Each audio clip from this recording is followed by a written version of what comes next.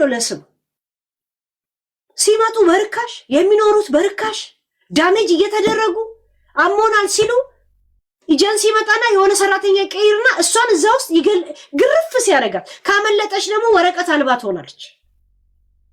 በቃ ኤጀንሲው ያሳድዳታል። ምን ያሳድዳታል? ጠፍታ ስትሄድ ወረቀት የላት ወረቀት አልባ ሆና በቃ በትንሽ ቤት ኢጃዛ ቤት ምናምን ለ10 ለምናምን ለ20 ተከራይተው ወረቀት እንደሌለው አንዱ ከሰማ ሲዛለው እያለ እንደገና የአይምሮ የዘላለም ገረድ አድርጓቸው ያስቀሯቸዋል። የውነት ስንት በኤጀንሲና በጠለብ የመጡ ሰዎች ነው ሲበደሉ የምናየውኛ የመን ሆነ እንደዚህ ነገር አለ እንዴ ምናምን እላለሁ። ያኔ ደግሞ እንደዚህ አይምሮም እንትን ያለ አይደለም።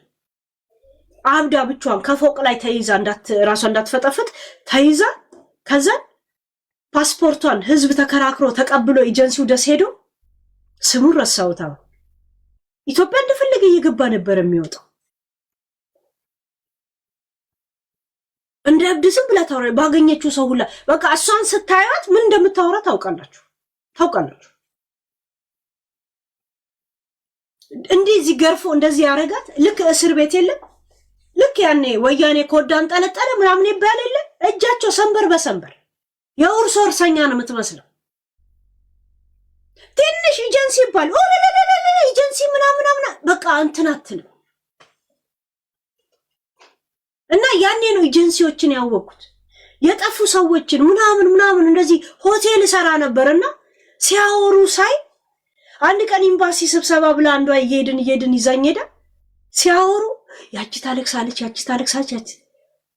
እንደዚህ ነው የሚኖሩት ምናምን ብዬ ደሞ እንደዚህ የመታዘብ አይነት እድሜ ላይ አልነበርኩ። ግን አይምሮ ላይ አሉ በቃ የለም ልጅ ሆነ ሰው ቂም ያይዝብ ይባል የለ ያኔ አይምሮ ላይ አሉ።